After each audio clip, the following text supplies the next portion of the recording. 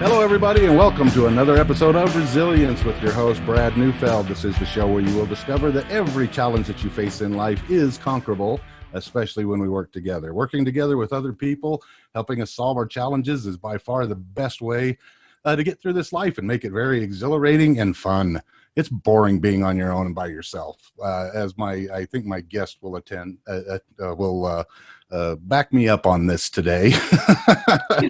But anyway, thank you for listening to the show. I'm Brad Neufeld, and I'm glad to be your host here today. Our guest today is Wendy Spooner, and Wendy I'm excited for this interview because of the topic that you have. I've been very interested in this for a long time, and yet you just seem to have this passion about it. And so I'm excited to explore this. But Wendy is a professional genetic genealogist by day and a writer by night and an artist in between. When do you have time for all this stuff, Wendy? She's the owner of Know My Roots Genetic Genealogy, the author of the best-selling novel, Once Upon an Irish Summer, and a national officer for Daughters of the American Revolution over art and sculpture in the annual American Heritage Contest. In her spare time, whenever you have that, she loves to hike, camp, binge on Bollywood movies. I'd like to explore that a little bit, and also spend time with her greatest loves, which is her family. Wendy, thank you so much for being on with me today. Hi, Brad. I'm so excited to be with you today and talk about all these things, all of them, whatever you want. Absolutely. Well, what started your passion with genealogy? Because this is definitely something that I think most people, once they reach a certain age, whether that's 40, 50, 60 in there, they start thinking, I want to know more about my ancestors. But like me, I know I have a passion for it. I want to know more, but yet I'm busy doing other things and whatnot. And so how did you get this passion for it? And tell us a little bit about how this has kind of driven you to be who you are today. Well, I come from a wonderful family who documented many generations back. And so I grew up hearing stories from my grandparents, and I adored my grandparents. So I listened to them because I loved them and I knew that they loved me. And so as I grew up, I had already developed this interest in history and my family together. And I've always been drawn to anything historical in a really crazy way. Like if there's a no trespassing sign and I'm at a historical site, I want to get over that no trespassing sign more than I can even describe to see what they're rebel. not letting me. And I won't say if I actually go over those signs or not, but Yep. There's just this pull to history that I've had for as long as I can remember. And the stories that you can find in your family history, and I mean anyone's family history, are so inspiring. And they're much stranger, much more exciting, and way more inspiring than anything you'll ever find in fiction. Okay. And I was actually halfway through my master's in marriage and family therapy 10 years ago, and I wanted to help especially blended families because my husband and I blended our family of 5 little girls that were then 5 teenagers all at the same time. And well, no wonder Tony is who he is today. I'll let you decide what that is. Never mind. you know exactly what you're saying, and there's so much truth to that. But it's a really hard thing to do. And so I was on my way to becoming a marriage and family therapist to help blended families. But in my spare time, I was always researching my family tree and looking into other people's families' trees. And I just had something click inside of me where I thought, there is something else here that I am supposed to pursue that involves helping families instead bless your heart. So I started looking around for graduate degrees in genealogy, and at first there were none. So I just kept on my path in my graduate school for becoming a therapist. But then I found a graduate program at the University of London. And because of the feudal system, century after century in England, the Brits are the best genealogists in the world. Hmm. So I knew that this was a program that I wanted to look into, and I switched programs the very next day after I saw what they were offering. Wow. So do you find this from Britain? Do you think why they're so interested? Well, most of our ancestors obviously came from that region there. And Yes. so maybe it's perhaps because that's where it all started, kind of, sort of.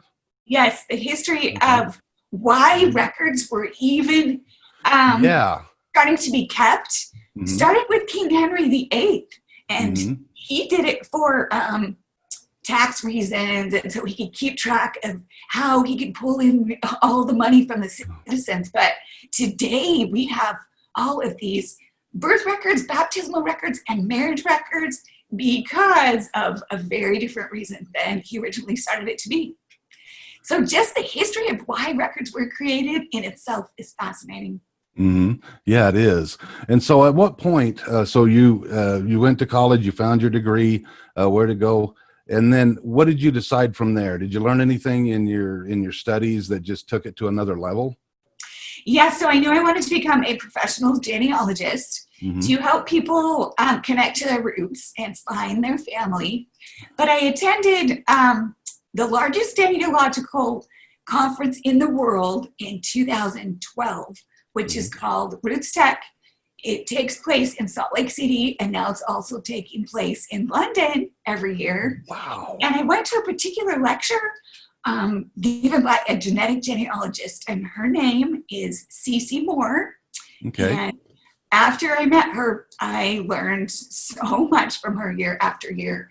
And she talked about this new genetic genealogy where you could take a DNA test and Hmm. you could connect to people and relatives that you didn't even know existed, Wow. that you really couldn't find through records, or you maybe wouldn't make the connection through traditional research.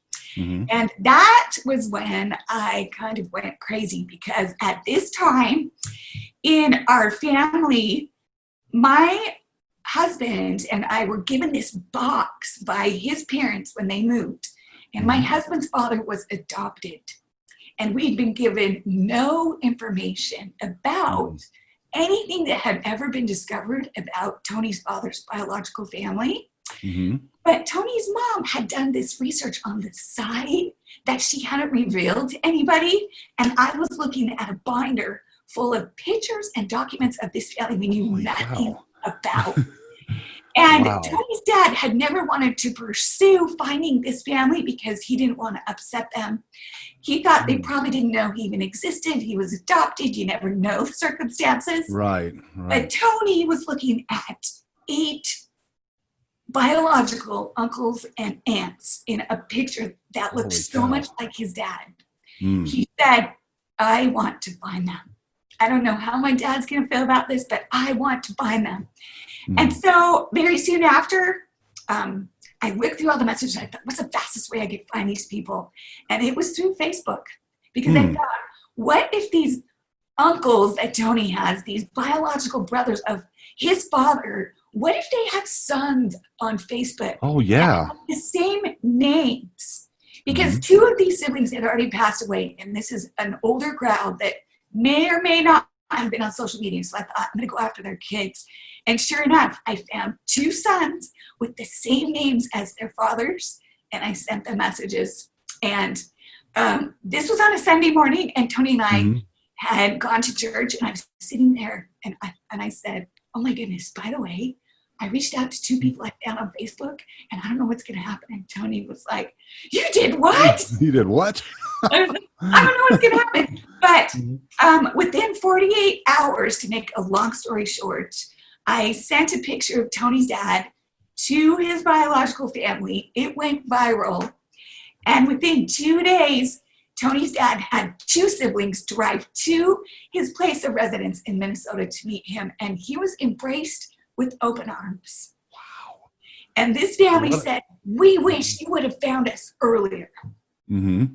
Wow, And, this is sending chills down my spine. The connection, this, anyway, keep going, please. and that is why I became a genetic genealogist, to help Hmm. adoptees find their biological families. Because I thought, if I can give this experience to other people that is life changing, I can't Hmm. think of anything better I would like to do. Oh, fantastic. Well, the term genetic genealogist, this is actually the first time I've heard that. Is it, what type of specialty is it? Do you study different things other than just, again, how to find ancestors, or is there, are Well, you you start with the specifically DNA test. okay? Yes. Ooh, okay. Yeah. Start with So a you DNA start with test. DNA Wow. testing, and today there is ancestry DNA, there's My Hmm. Heritage DNA, there Hmm. is 23andMe, and there's Family Tree DNA, and there are other companies cropping up that use DNA testing strictly for genealogical purposes, except for 23andMe. They're also very into health reports. If you want to know about your health as far as ancestry goes, which is also really fascinating. Interesting. Yeah. Yeah, because I've heard that things obviously get passed on through our DNA from, over many years, and they're just discovering all of these wonderful things. And so this is how a person, if they're interested, would get into it, right? They would go after this particular field of study, the genetic genealogist, to find out more about that. You can go to the International Society of Hmm. Genetic Genealogy's website, and Okay. that is the best place to start to find out what you want to know All right. about the field. And as you're doing this, what challenges did you face in were there times along the way where just life just got in your way and you had to choose, well, do I really want to do this? Do I not? But then you just bulldozed over it. I mean, have you had stuff like that happen? Well, when I was in graduate school Hmm. with the University of London, Okay. I cannot tell you how busy that time in my life was. I had kids getting married. I had grandchildren being born. Hmm. I had so many things going on with my church service and all the things that many of us stay busy with. And there was times when I thought, I'm not going to get an A in this class, and I'm not Right. okay with that. But that was kind of the extent to which I was frustrated with Mhm. just how much time we all don't seem to have when we're pursuing something. But my passion drove me through it, through not sleeping a lot because I was studying late at night, and all those things because I was going to achieve this goal. It was exactly what I wanted to do. You showed resilience. Extreme resilience. And that's one of the things that I know our audience likes to hear stories like this. They ask me about it all the time. Give me a real life scenario where somebody's actually overcome this particular challenge, and I just smile and I go, and you'd be Yeah. surprised how many people are going through the same challenge you're going through, but yet you were able to persist and keep going, which again, bless your heart. Thank you so much for setting that example for everybody. So as you're overcoming these challenges, how did that make you a better person? I think that you learn a lot about yourself, especially about what you are most passionate about. Hmm. Because as you find you have limited time, the things that you are not passionate about will fall by the wayside. And Hmm. you will zone in on really who you are and what your greatest purpose is on this earth. Mm. And when you discovered that, was that process of finding that thing, how difficult was it? Because again, this is another thing that my audience loves to hear, because they have never been able to find that. At what point did you go, you know what, this is me. This is what I'm doing this. There's nothing that's going to stop Yeah. me. What was it like when you finally reached that point? Well, when I was in my master's degree for marriage and family therapy, and I Mhm. looked at the wasted time, the Mhm. wasted money, the school loans that I was still going to have to Oh yeah. pay when Mhm. I chose to switch the Mhm. graduate programs. That was another thing where it's like, no, I'm 100% doing this. This is it. And it's just Mhm. if something drives you that much that you know there's going to be consequences that you are going to have to pay to pursue your greatest dream, you Mhm. have found your path. But it's worth it, isn't it? It's And worth it it's when you. so worth it. Oh, I wouldn't awesome. trade any of it.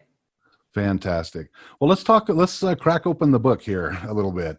So your book, Once Upon an Irish Summer, it's the description you sent me is it's a gifted artist suffering from debilitating grief. She finds healing and inspiration in her Irish ancestry and goes on to paint a masterpiece. Is this Yes. a fiction story or is it real? So it is a dual timeline Ooh, historical okay. fiction.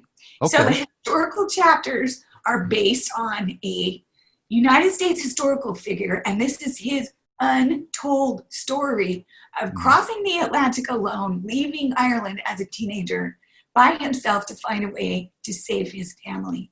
And it's who and what he became in the United States that still inspires me today. Wow. And the present day timeline is his fictional descendant 5 generations later, who is a struggling teenager. And I wrote this story this way because of the study by Emory University with the results that were released, I think it's about 6-7 years ago now, that they did on youth who knew their family history or didn't. And it was the result of that study that I want to inspire teenagers to delve into their own family trees, because it gives them a better sense of who they are in this world, a stronger identity. And the study also showed that they have a greater faith in the successful functioning of their own family. And they also proved to be more resilient to life's challenges. Wow. And what's one of the things? What's one of the things we see in youth today? They're not resilient. They're crushed by anything they don't win. No, and exactly. And if it doesn't come easily to them, it's out next. I'm moving on to something else. And I as you know, I work with at-risk teens and things like that. And so, I'm seeing this phenomena happen here, and I'm like, oh my gosh, how do we crank up the pain on these teenagers? Anyway, I'm joking, of course, but you're right. It's like, where's the resilience now? And so it's just like what we're going through right now with the coronavirus. Obviously, it's been interesting to see the meltdown of teenagers just because they can't go and be with their friends. Absolutely. Like, there are harder things in life, guys, than this, but you can still stay connected through your social media. We didn't have that back when I was young. I don't know about you. Well, you're a lot younger than me. So anyway. Not even. So anyway, that's funny. So now you've hit on something here that is very intriguing to me. So it helped them find their purpose. I loved how you said that, because that is something that I'm passionate about, helping others find that, because I know that's where the true motivation kicks in. It's hard to be motivated by some external thing that people are pushing you to do. And so from your studies, Wendy, what can a person, are there specifics that they can find by finding out in their ancestry that will help them to find that thing? Are there specific things you look for? Well, I can tell you some very interesting experiences that I personally have, and these can be signposts for anybody. So there are numerous studies that show that we not only just inherit DNA from our ancestors, but we inherit memories of those ancestors in our DNA. Ooh, okay. My entire father's family, so my great-grandfather immigrated from Scotland, and that entire line is Scottish for as far back as you could ever dream of finding records. Anytime I hear bagpipes in a parade, I cannot even tell you what happens to me physically. There is something that lights a fire in me that connects me to my Scottish ancestors that I cannot describe. And I believe it has to be that memory. So as you start delving in to your family tree, you're going to start finding the things about you that you're finding about them that you're most passionate about. Right. You will not believe the opportunities and possibilities that will open in your mind and in your heart. Holy cow. I'm hitting this at the right time. I'm telling you, I have lots of motivation. You know me. I'm always, let's go. Come on, baby. Let's make a difference in life. That being said, this word struggle isn't the right word.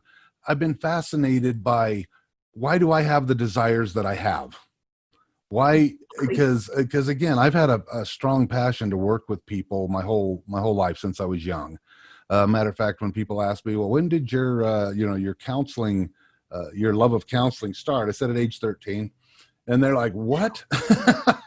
It was just something that I liked when people would come up to me and just tell me all of their challenges, their things that they've been going through, about their parents and their ups and downs and all of that. And I would just sit there and listen in fascination. And then I'd have people tell me that was the best conversation I've ever had with anybody. And I'm like, I didn't say anything. All I did was listen. And so I just found this love for that early on, and helping people to, again, overcome the challenges of life. And so that's kind of my theme. And I kind of fell into it myself, but yet I've always wondered that. Why do I feel this way? Why am I so different from my brothers and sisters and friends who think I'm nuts for caring at that level, if you want to say that? You're one of the easiest people to talk to. Oh, thank you. Coupling that with being a good listener, yeah, you have found your niche. Yeah.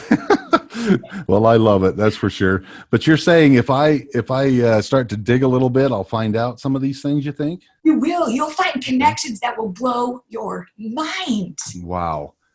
And they will only add to who you are and make you a stronger individual on this earth. Well, I was born loving English toffee, so there might be that in there too. Yeah. I love it too. Oh my God. That's funny. Well, Wendy, let's get more into this. We need to take a commercial break really quick, but when we come back, we're going to talk a little bit more to Wendy Spooner and about her book. It's already out, correct? Yes, it was released on April 3rd. April 3rd, fantastic. But her book, Once Upon an Irish Summer, and it's all about genealogy. Wendy is a genetic genealogist, and we're going to explore a little bit more about this fascinating stuff here.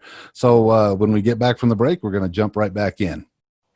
I'm author Richard Paul Evans. Several years ago, I asked author Mary Higgins Clark the secret to her success. She said, "Richard, I try to make every book my best. I've tried to do the same. My readers deserve that. And sometimes magic happens. I think you're going to love my new book, Noel Street." My agent cried 9 times. Even the woman recording the audiobook had to take breaks because she couldn't stop crying. Noel Street is the story of a mother's love and forgiveness. I can't wait for you to read it. That's Noel Street, on sale November 5th.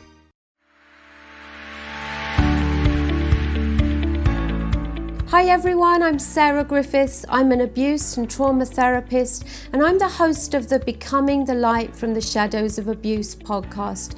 And I invite you to join me every Monday at 7 p.m. Mountain Time, right here on 5 Kingdoms Radio, where I share stories to inspire women who are stuck in their abuse story and situation.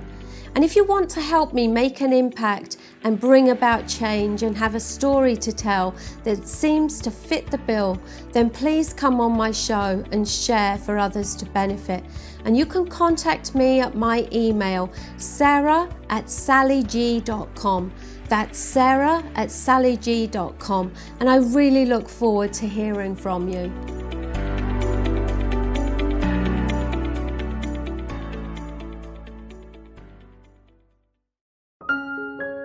Have you ever gone through a hard time?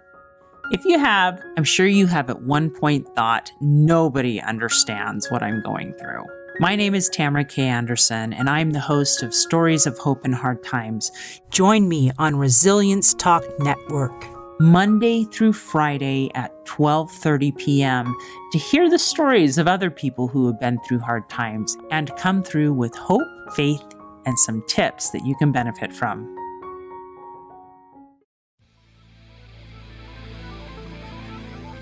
Welcome to the Resilience Talk Network.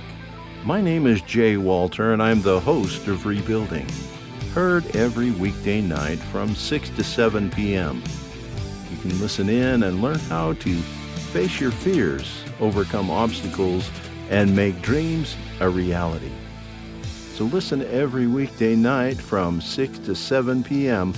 right here on the Resilience Talk Network.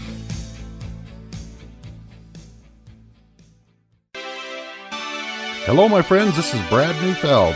Thank you for tuning in to the Resilience Talk Network.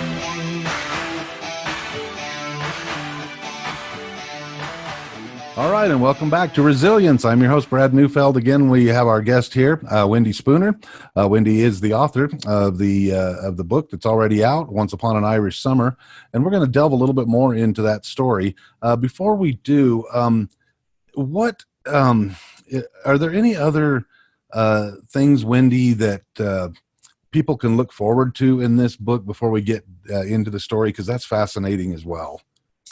Well, this story, really the purpose of this story is to show how learning about your ancestors can help you move past your own life's crises. Because once you find out what your ancestors overcame, and this is a true epic story in the historical chapters of what this young man was up against to save his family, you'll see how maybe your life's problems aren't so difficult. And if they are, you'll find inspiration to overcome what you're dealing with.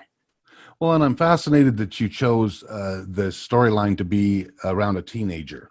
So somebody very young in age was inspired to say, you know what, I'm confused and I want to know exactly what's going on in my life. So share a little bit more about the story and the challenges that your character had to overcome.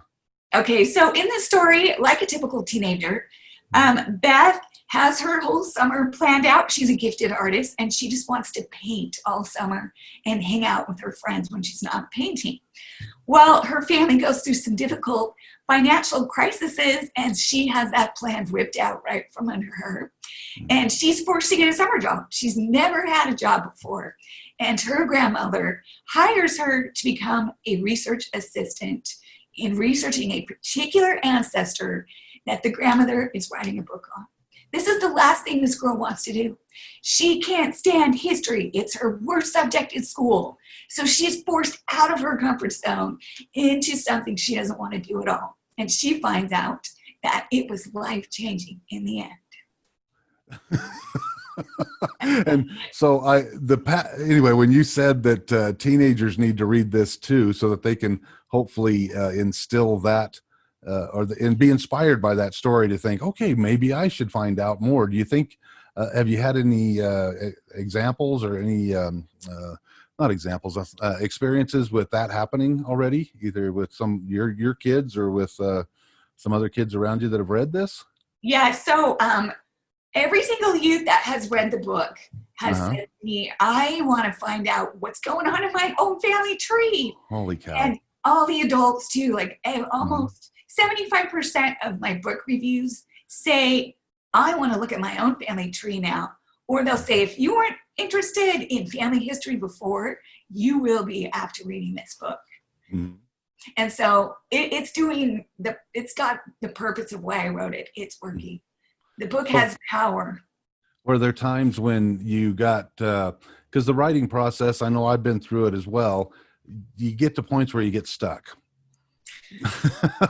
What were some of your sticking? You're laughing, so I'm assuming it happened. Oh, gosh. Yeah. Let's talk about that a little bit. What happened when you got stuck?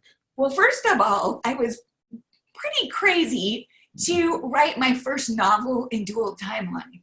Because the way you need to weave the past in and out of the present to make it a likable, lovable story that a person can follow, just that one thing. This book took me 3 years to write.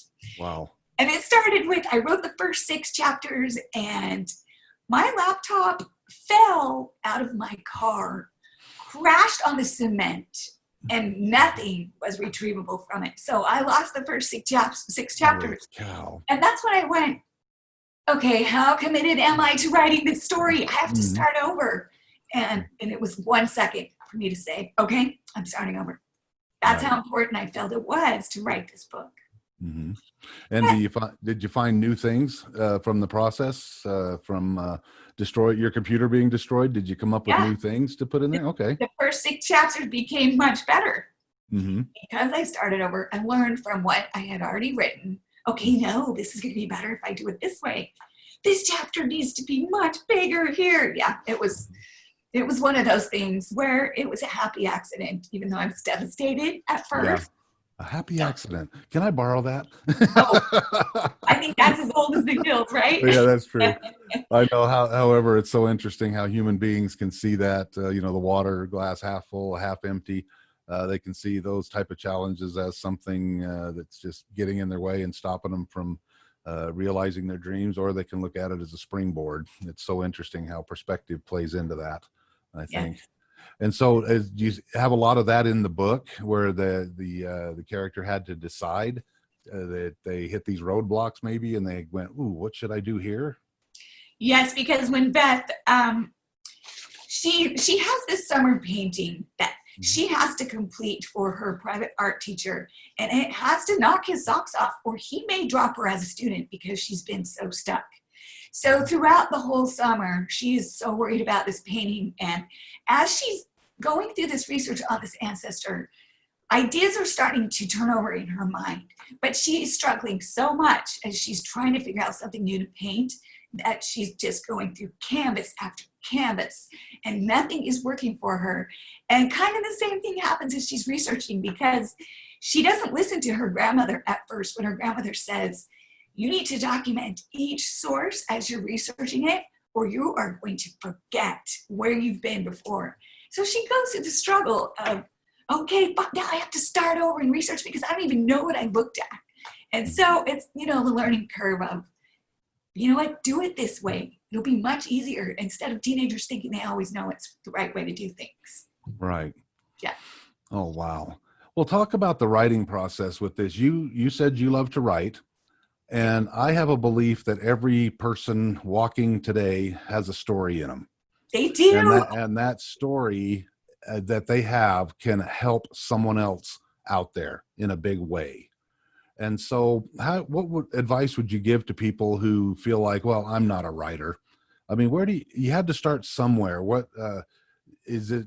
Did you just start with a notepad and just scribbled things down? Where did you start, and where did this passion just emerge from?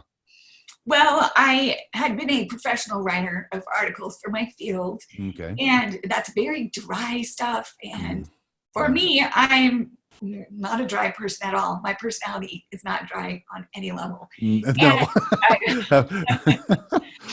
You're always happy, Wendy. Every time I've seen you, you're always happy. Well, life is pretty good. It really is for, fantastic. I think, a lot of us, even with the ups and downs. And the first time I just had something click in me when I wanted to write Alan Hamilton's story was in Ireland. I was researching his records with my husband and my parents in these little towns flanked by castles and ancient town halls, and in going to a minister's house out in the countryside because he was the keeper of the records of the church of hundreds of years in his own home. And as I connected to Ireland and to the people that I come from that lived there, and then to a particular ancestor who's what he overcame and his stellar character blew me away. It was like, I've got to write this guy's story because he was the epitome of the American dream. And I love this country. As a member of Daughters of the American Revolution, I was born into a very patriotic family, but that has just exploded in my heart, how blessed we are to live in this country. Absolutely. Oh, if we could just get that message out there. To the young generation. Yeah. Well, dang it. Let's do it, Wendy. We're doing it. Okay. I got your back. You got mine. Let's get that message out there. But we live in such an awesome country, and there's more, I just believe there's more opportunities to succeed right now. And in pretty much anything that you can dream of, there's more opportunities now than at any other time in history. But yet the human behavior pattern just keeps people locked down. And I've explored that most of my career. How do we bring that out of people? And I've been able to do it on a individual basis. It's just been challenging to do it as a group, to get a whole group of people to change. It's an individual thing, isn't it? Yes. Where you just have that feeling of, you know what, I want to be better than what I'm doing right now. But if a person has that, they can succeed. How do you feel about that? Well, back to teenagers. Yeah, please. I was such a struggling teenager. There were things that happened in my family that just knocked me into a different orbit for a few years. And what I see kids having access to today, as far as their family histories and how they can get on a keyboard and they can find any record they want. I know. Family. If I had that as a teenager, maybe my path wouldn't have been so hard.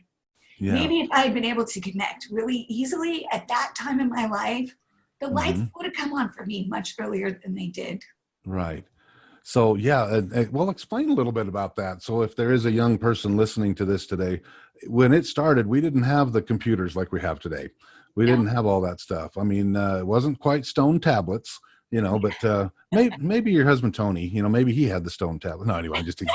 But love you, Tony. Anyway, but talk about that. What did you have to do in order to uncover some of these histories back before the internet? Well, you had to actually go to an archive. Wow. So if your family came from, if they immigrated from a country, you had to go to that country. But the archives, even in foreign countries, even 20, 30, 40 years ago, they were not nearly accessible as they are now. So when we went to Ireland, a lot of their tourism now is people coming searching for their family history records. So they are just open arms. What can we do to help you? Because it adds so much to their tourism, which is a huge part of the industry in Ireland. And that is true for other countries as well. So yeah, when I was a teenager, I didn't even think that it crossed my mind to say, where do I even find a record about our ancestors? We just really didn't think that way yet. And I had a great uncle who never married, and all he did was work on our family history research. And he spent all his time traveling, and he was in archives all over the place. But it took so much time back then. It was just a different story than how easy it is for us today. And that's huge. Teenagers, we know that technologically, they seem to be born already knowing how to use technology. Yeah, they do. We're adults, we have to work at it. Well, and I've done my own little studies on this. It's so interesting. You hold up a cell phone and a ball. The kid goes for the cell phone. Why? Anyway, it's like, okay, here's a candy bar. Here's a smartphone. Of course, they go for the smartphone. I don't get it. But you're right. I totally 100% agree with you there. They're just born with this natural, it's part of their DNA. Exactly. So I had to start somewhere. Oh, fascinating stuff. Thank you so much for sharing that. Let's take one more quick break. When we come back, I'd like to explore a little bit more about your company, if we could, and some of the services that you may offer. Know My Roots, Genetic Genealogy. And let's talk about that a little more, if that's okay. Sounds great. All right. We're going to take a quick break. Our guest today, Wendy Spooner, author of the book. Here we go. I know the author of the book. Anyway. Oh, come on. Anyway. Once Upon an Irish Summer. Thank you. Man, talk about, yeah, never mind. We're going to take a break. We'll be right back. Have you ever gone through a hard time? If you have, I'm sure you have at one point thought, nobody understands what I'm going through.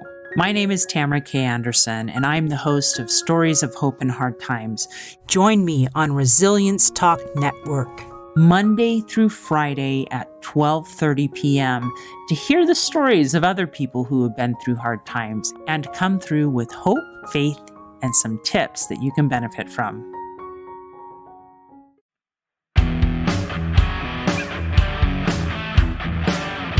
Hello, everyone. This is Brad Neufeld, host of Resilience. You can catch my show every morning at 8 a.m., Monday through Friday, right here on the Resilience Talk Network. Tune in to discover what it takes to overcome any challenge that you may face in life. You'll be glad you did.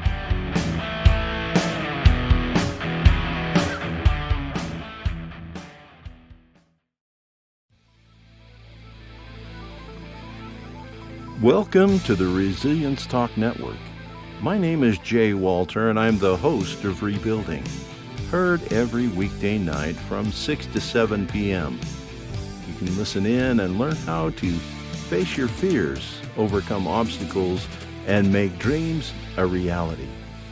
So listen every weekday night from 6 to 7 p.m. right here on the Resilience Talk Network.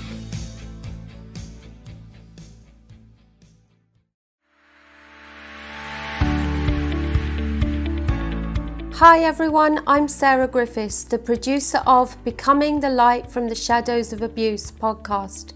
And you can listen to my show every Monday at 7 p.m. Mountain Time, right here on Five Kingdoms Radio.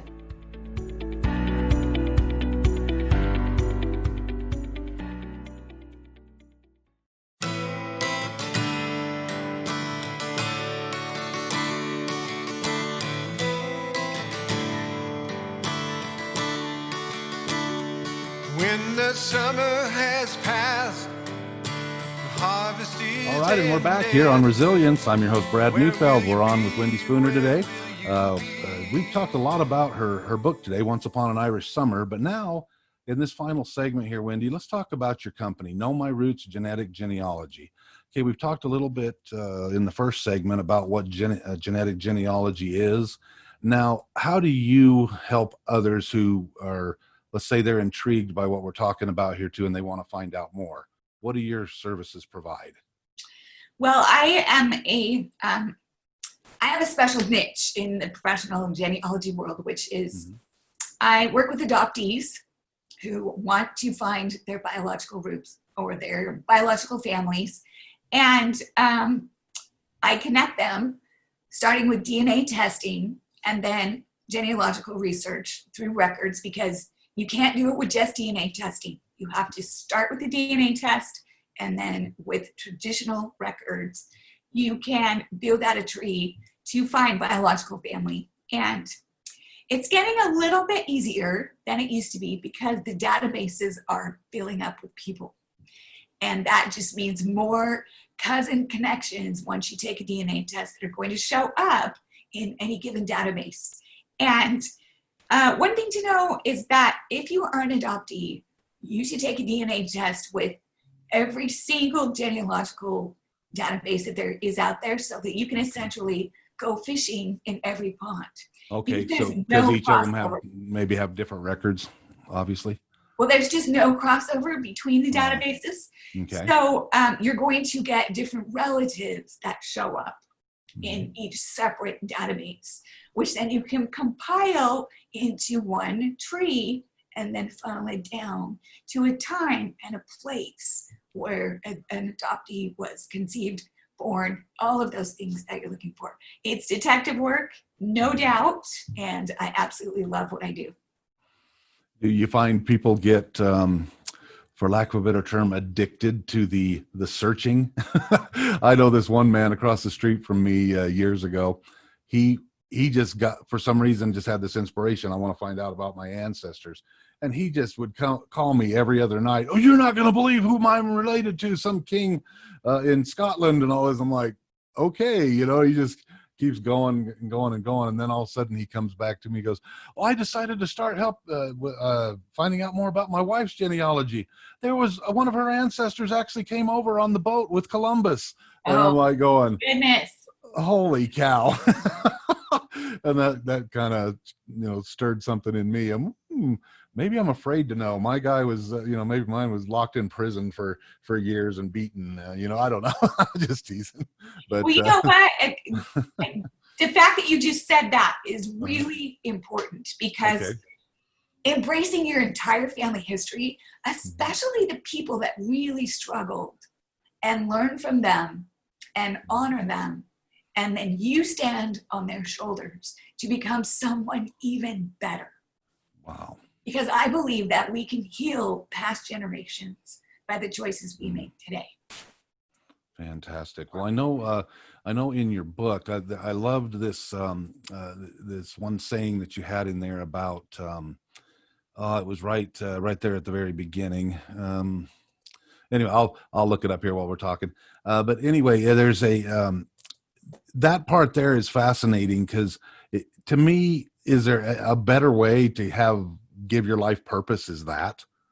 I mean, that's just so fascinating to see that they prepared the ground. Because I know this about parents, because I've worked with over 3,500 families in my career. I have yet to be one set of parents that doesn't want two things for their kids. They want them to be safe and they want them to be happy. Yes. Okay? And the other thing is parents work till their dying days to prepare themselves so that their child doesn't have to go through what they went through. That's another aspect of parents. They love their kids so much. They don't want them to suffer. They don't want them to go through the ups and downs, although that's part of the the the growing process. Sometimes we have to step back as parents and let our kids go through that. That being said, to look back and think, okay, what did my ancestors want for their kids? And then what did they want for their kids, which eventually would lead up to here. And here's your saying here. It says, I am bound to them, although I cannot look into their eyes or heart or hear their voices. I honor their history. I cherish their lives. I will tell their stories and remember them. Author unknown. Wow, that was powerful when I read that. Yes, that's what it's about. That's what it's about. Holy cow. And so tell us some of the stories that you've, people finding that you've helped find that. How has it changed their life? Oh my goodness. The number one thing that I get to personally witness is a hole that is filled in a person's identity. And I wasn't adopted, but my father-in-law was adopted. And I hear the same thing over and over. There is a piece of people missing. And even if the biological parents have passed away, even if there's nobody left alive that they can actually meet, still knowing who they were, seeing their records, and learning about their lives does the same thing. It fills that hole in their identity. Wow. Well, if anybody's listening to this today and wants to get a hold of you or find out more about what you do, how do they do it? You can reach me at wendywilsonspooner.com, or you can reach me at wendy@knowmyroots.com. Okay, that's your company? Yes, or you can give me a call at 602-214-2930. Wendy, this has been fascinating. I am so honored to have you on the show here, and your passion is contagious. I just want you to know that. And holy cow, let's change the world and make it a better place. And I believe this is a place to start, because sometimes the healing anyway, this is what that's just churning inside of me right now. This could heal a lot of wounds. Yes. I mean, I know we've kind of touched on that, but I don't think people are actually understanding that part of it just yet. To see what their ancestors have gone through, maybe to give them a greater appreciation with that, and go, well, man, maybe my life isn't so bad right now. Maybe I am blessed. Maybe have some appreciation towards my ancestors because they did work so hard to give us this good environment that we have today. Yeah. So there's a quick last story I can share with you. Yeah, please. So my marriage to my children's father failed, and I tried so hard to make that work, and it just didn't. And it was devastating to me when that marriage failed. And I married Tony 21 years ago now, and we're just a perfect fit. And I'm so grateful that I found him. But I had to be prepared to find him. But one thing that I found in my family history that just gave me this stamp that it was okay, that I wasn't a failure for life because that marriage failed, was when I found out that my own grandmother, who I adored growing up, this record popped up 20 years after she passed away. And I found out she was married for a short time before she married my grandfather in the 1920s, and never talked about it. And I found out that not a single person in my family knew. Goodness. They just didn't talk about it at all. But for me to know that about this woman that I revered, that was the epitome of grace and charity and goodness and just love, I just felt like, wow, she overcame that. I overcame that. If I can be anything like her, I'm on the path to becoming like her. Absolutely. Well, and you have her DNA, so you can do it. Yes, I do. Exciting stuff. Thank you, Wendy. Thank you so much for coming on today and taking this time here. I'm excited. You've definitely inspired me, and I will do everything I can to get this message out, because that's what I love to do. So anyway, thank you, Wendy. Honor. Thank you. All right. Our guest today has been Wendy Spooner. She's the author of the book, Once Upon an Irish Summer, as well as the owner of the company Know My Roots, Genetic Genealogy. Be sure and look her up. I'll post her website and everything and contact information in the description of the show. But this has been, we've all been edified by this interview here. And please don't sit on this. Take the time, especially if you're still kind of in limbo with the coronavirus out there and everything. Take the time to research these things while you're there at your home. But this has been Resilience. I'm your host, Brad Neufeld. We're on weekly on the Resilience Talk Network. And if you want to find out more about what we do and our mission and purpose, look up resiliencetalk.com. That's resiliencetalk.com. You can also find us on Facebook and any other social media. And we even have a YouTube channel now, which I'm excited. That's something I've been not dreading, but it's been something else to set up, but it's there. Also, we can bring you this powerful information.